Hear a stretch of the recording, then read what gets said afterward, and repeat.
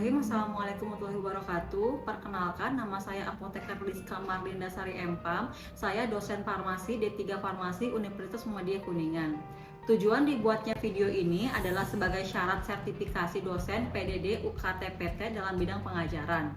Mata kuliah yang saya ampu di semester ini adalah manajemen farmasi, yang mana memiliki kode F405. Dan rumpun dari mata kuliah ini adalah mata kuliah inti.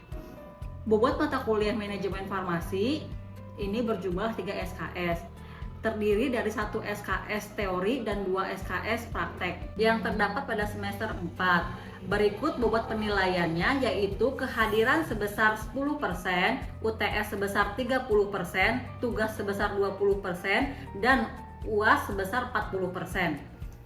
Berikut akan saya jelaskan capaian pembelajaran dari mata kuliah manajemen farmasi. Yang pertama, mahasiswa mampu memahami konsep dasar administrasi dan laporan mengenai usaha farmasi, sehingga diharapkan punya kesempatan membuat laporan kinerja perusahaan. Yang mencakup materi pembelajaran, yang pertama adalah konsep manajemen secara umum dan farmasi, yang kedua pengelolaan sediaan farmasi, alkes, vaksin, dan serum PAOC, yang ketiga dokumentasi, membuat dan menyampaikan laporan, yang keempat inventarisasi dan manajemen pergudangan atau kartu stok, yang kelima distribusi perbekalan kesehatan dan cold chain system, yang keenam, menghitung harga obat di gudang farmasi, puskesmas, rumah sakit, industri farmasi, dan pedagang usaha farmasi. Yang ketujuh, laporan mengenai laba rugi, perubahan modal, arus kas, dan laporan penjualan. Demikian pemaparan tentang deskripsi mata kuliah manajemen farmasi. Selanjutnya, saya akan melakukan proses pembelajaran di kelas. Terima kasih atas segala perhatiannya. Mohon maaf jika ada kesalahan dan kekurangan. Saya akhiri. Assalamualaikum warahmatullahi wabarakatuh. Warahmatullahi wabarakatuh. Waalaikumsalam warahmatullahi wabarakatuh. Gimana kabarnya? Sehat semuanya? Alhamdulillah. Oke, baik. Kita akan masuk ke pertemuan yang ketiga, yaitu kalau di RPS itu mengenai pengelolaan sediaan farmasi dan perbekalan kesehatan, yang mana perbekalan farmasi dan pengelolaan kesehatan itu meliputi kayak perencanaan, pengadaan kayak gitu. Baik, kita akan lanjut ke materi yang selanjutnya. Di sini adalah pengelolaan persediaan farmasi dan perbekalan kesehatan.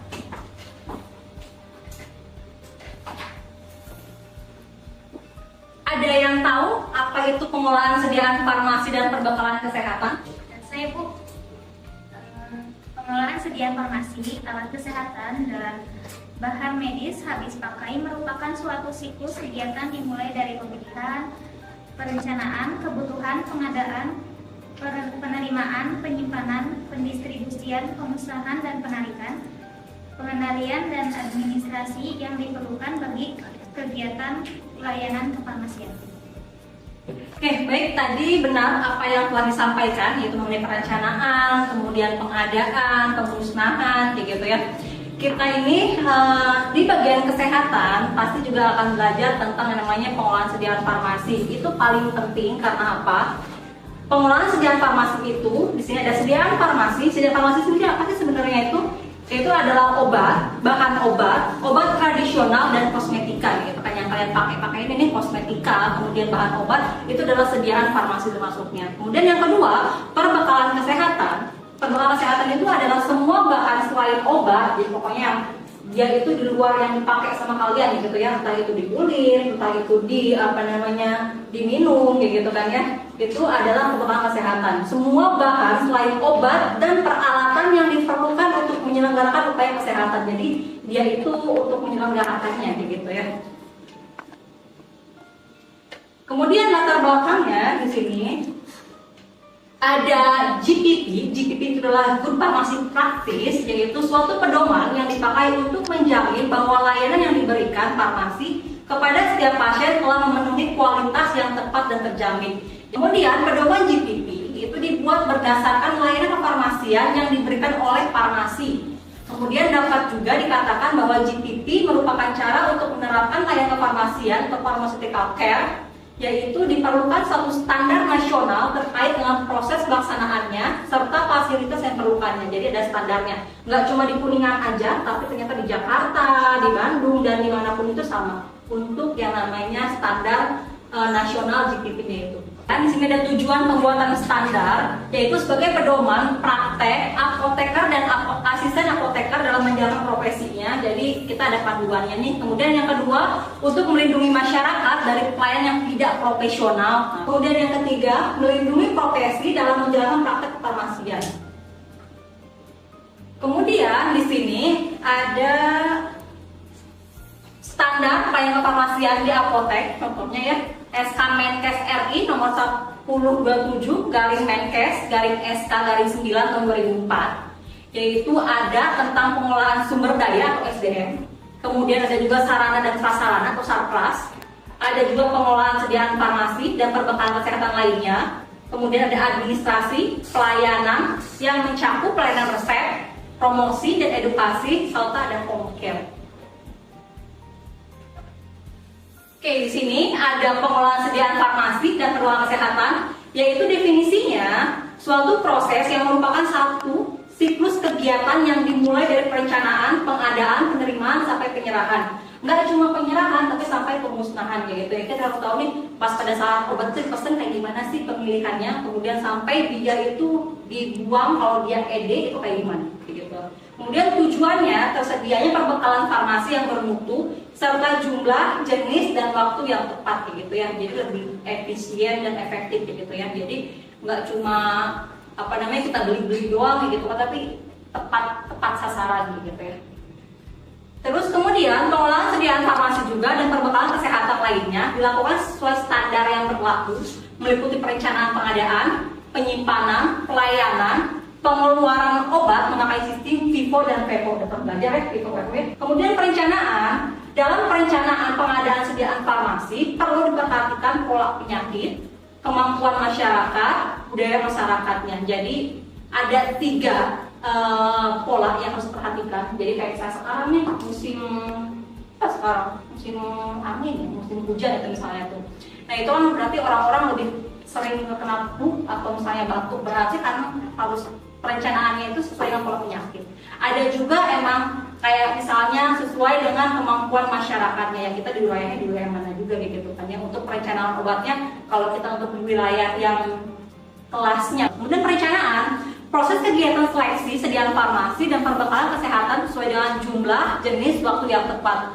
Perencanaan juga sama, jangan sampai kalau misalnya perencanaan obat itu karena yang lakunya paracetamol, kita langsung beli paracetamol itu 50 box dalam 1 minggu, itu nggak boleh juga gitu. Walaupun dia laku, tapi untuk yang lain juga gitu ya. Biar apa? Biar variatif juga. Kemudian jenis dan waktunya yang tepat. Ada tujuan mendapatkan jenis dan jumlah sesuai kebutuhan, yaitu terhindar dari kekosongan obat dan penumpukan obat gitu kan ya. Iya, kalau misalnya nanti kita beli obatnya banyak banget 50 box, ternyata yang lakunya cuma 1 box doang atau 2 box doang, ujung-ujungnya itu nanti di tempat kita atau fasilitas pelayanan kesehatan kita itu numpuk obat. Mending kalau misalnya nggak ED, kalau misalnya ED, kalau misalnya dimakan sama tikus ataupun apapun itu, kan ya kita yang rugi juga gitu ya.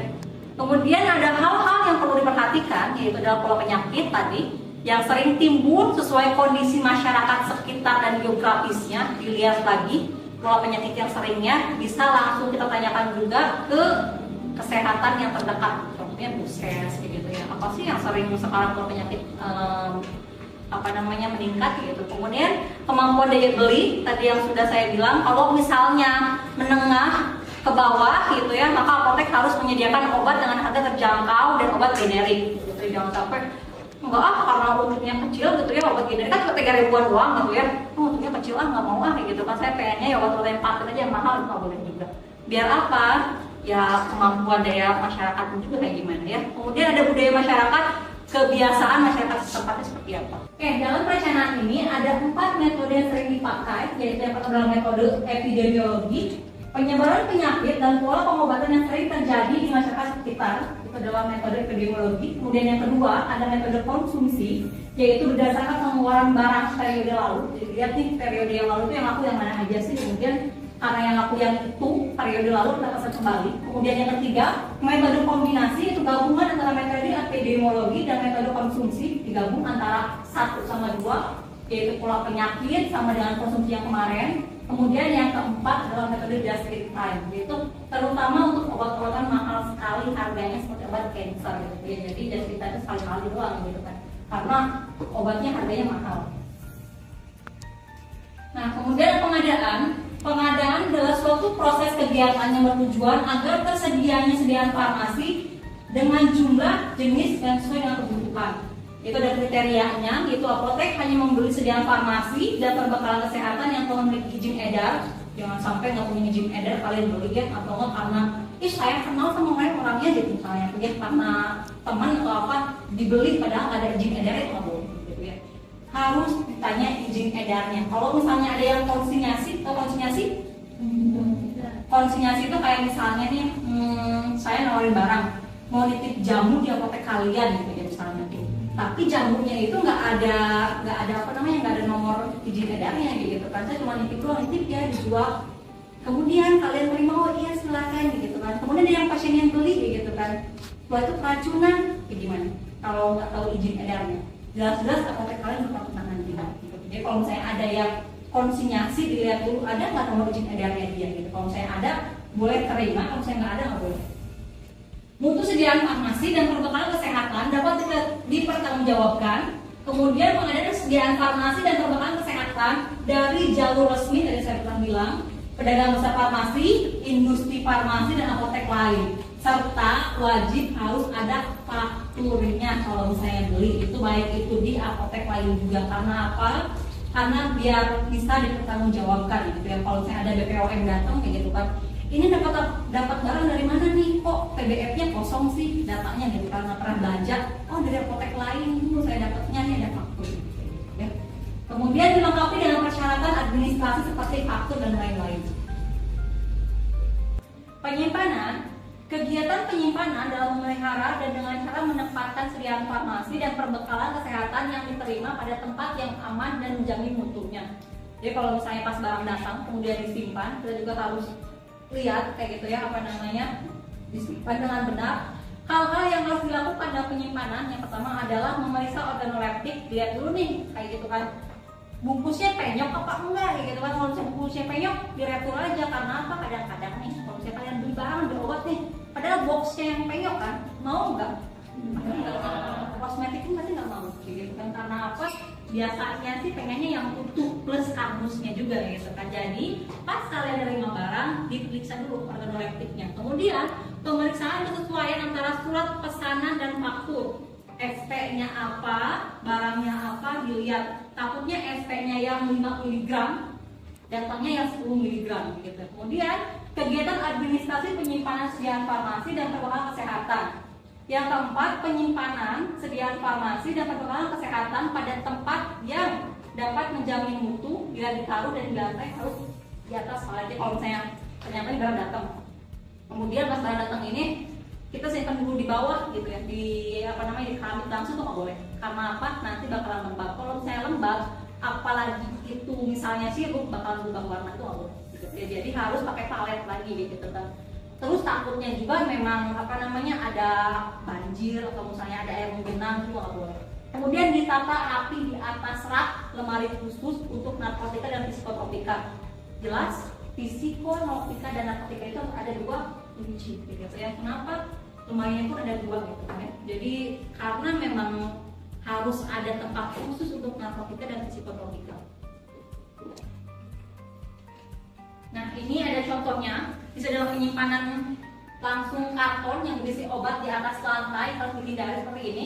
Jadi kayak misalnya ini dalam rak, kemudian ada obat baru datang, langsung disimpan di lantai, dipepet ke situ, tuh nggak boleh gitu. Makanya kemarin kan kalian lihat tuh di lab kayak gimana gitu ya, disimpannya itu nggak boleh sama sekali. Karena apa? Pertama takut kesandung kalian kalau mau ngambil obat kayak gitu kan, kedua takut lebam juga.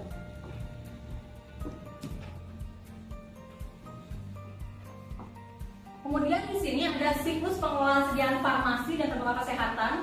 Yang pertama adalah menyeleksi obat yang dibutuhkan. Seleksi dulu nih, kayak kalian kemarin kan apa aja sih yang mau dipesan kayak gitu kan, bikin defekta dulu kan. Kemudian yang kedua, menentukan jumlah yang dibutuhkan.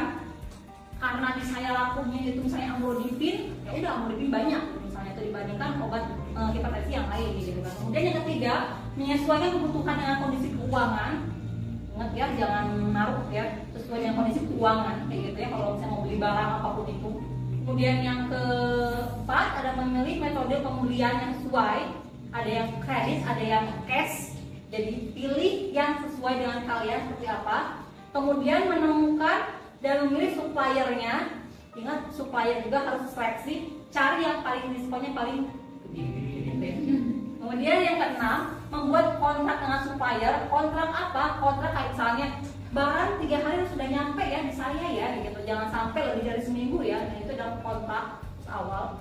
Kemudian memantau status order atau pesanan. Pas kita udah pesan barang, harus kita pantau juga, Mas, barang saya udah dikirim nggak ya? Kayak misalnya kalian di Shopee loh kayak gitu kan. Oh, udah dikirim, oh nyampe ke sini, oh di DC ini gitu misalnya tuh ya. Kemudian menerima dan memeriksa obat pas datang. Diterima nih, diperiksa juga nih sama kita nih tadi organoleptis seperti apa gitu kan. Kemudian bayar, kalau misalnya sistemnya cash langsung bayar. Kemudian disimpan di rak yang kayak gitu kan, dirapiin, ada sistem FIFO dan PEPO. Kemudian yang terakhir, mengumpulkan dan menyimpan informasi penjualan. Tuh.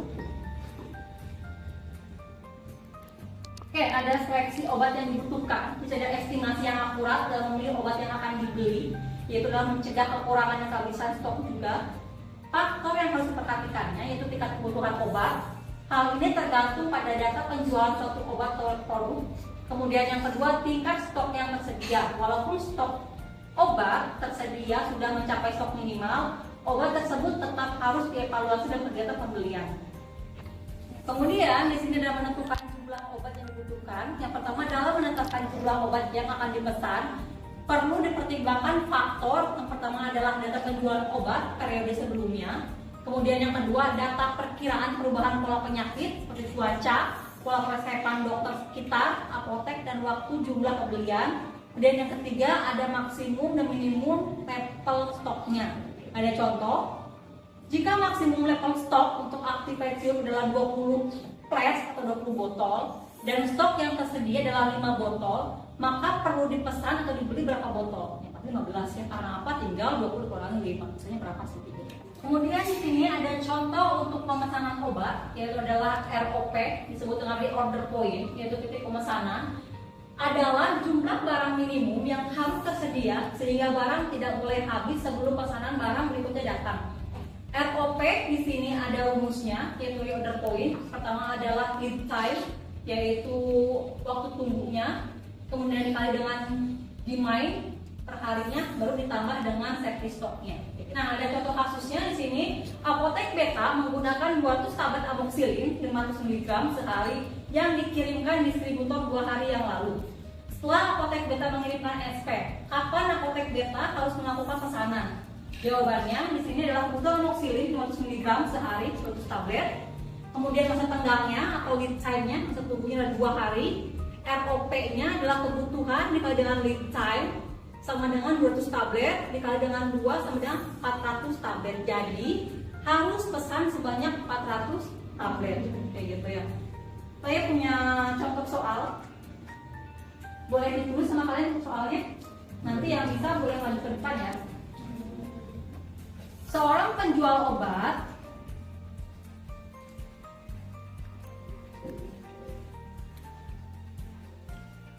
rata-rata menjual 100 botol setiap hari paracetamol.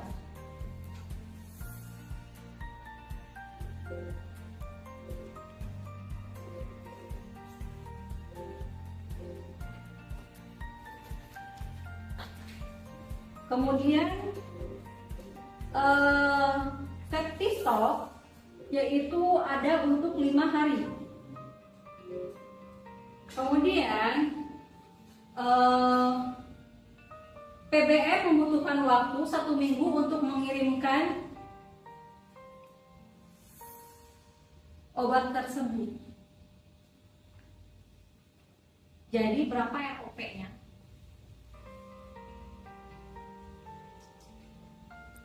Ayo, yang bisa?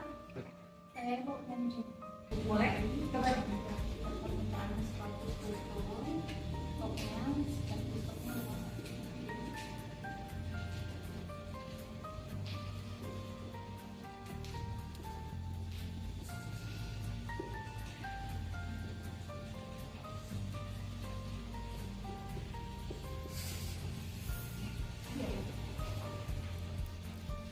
Di sini ada lead time, itu 7 hari lead time-nya untuk tubuhnya. Kemudian karena tingkat permintaannya 100 botol, kemudian stoknya 5 hari dan 500, berarti tinggal lead time dikali dengan demand, itu 7 kali 100, kemudian ditambah dengan 500 karena safety stoknya ada 500. Jadi jumlahnya ada 1.200 kayak gitu ya.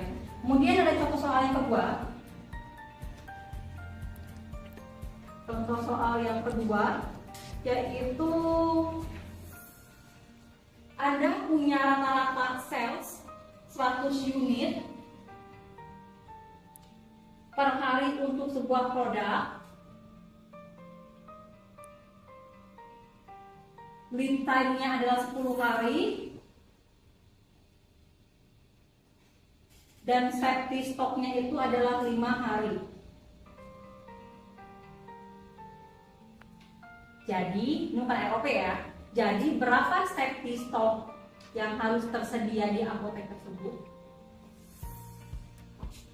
Ini Bu, boleh nih?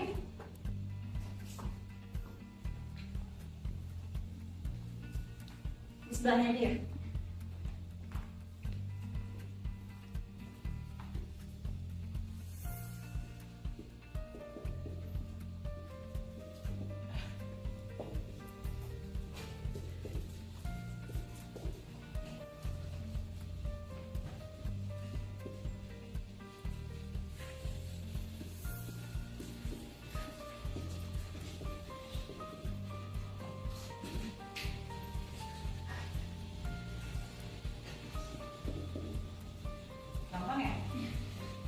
Makasih Neng. Nah, jadi kita harus lihat ya, kalau tadi yang adalah safety stocknya, bukan ROP-nya. Jadi ya safety stocknya dari 500 kayak gitu kan, tinggal 5 kali 100 doang kayak gitu. Oke, baik. Tadi setelah kita bahas ROP, kita akan bahas penyimpanan obat.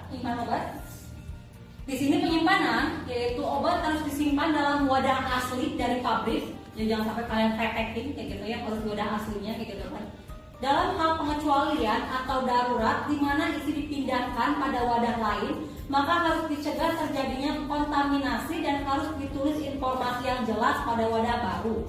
Wadah sekurangnya memuat nama obat, nomor batch dan tanggal kadaluarsanya. Jadi jangan sampai pas dipindahin ternyata nggak ada nama obatnya, nomor batch-nya, tanggal kadaluarsanya. Itu nggak boleh.